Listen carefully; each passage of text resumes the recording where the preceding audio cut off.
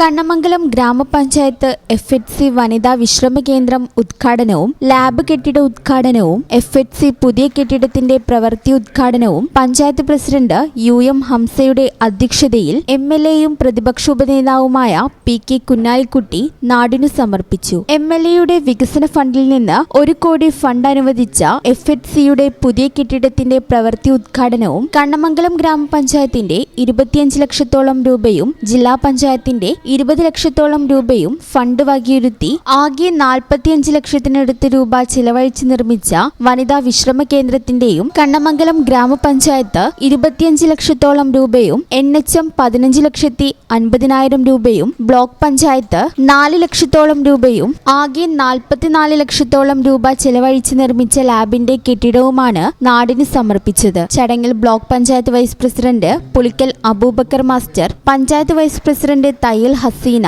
Standing committee ചെയർമാൻമാരായ KP Sarojini, Thayyal Rahiyanath, മെമ്പർമാരായ CK Ahammed, Sophia, KK Hamsa, Subramanian K, വിവിധ രാഷ്ട്രീയ പ്രതിനിധികളായ പൂക്കത്ത് മുജീബ്, കുഞ്ഞിപ്പ അരീക്കോട്ട്, മുഹമ്മദ് കുട്ടി, Kunjutty Areekodan, Nedumpally Saidalavi, block CHC medical officer doctor Sreekumar, doctor Fousiya, HMC അംഗങ്ങളായ ഹമീദാജി TP, വേലായുധൻ, ഷുക്കൂർ മാസ്റ്റർ എന്നിവർ ആശംസകൾ അർപ്പിച്ചുകൊണ്ട് സംസാരിച്ചു. ആരോഗ്യ വിദ്യാഭ്യാസ standing committee chairman PK Siddique സ്വാഗതവും ഡോക്ടർ നിയാസ് നന്ദിയും രേഖപ്പെടുത്തി. Channel news Vengara.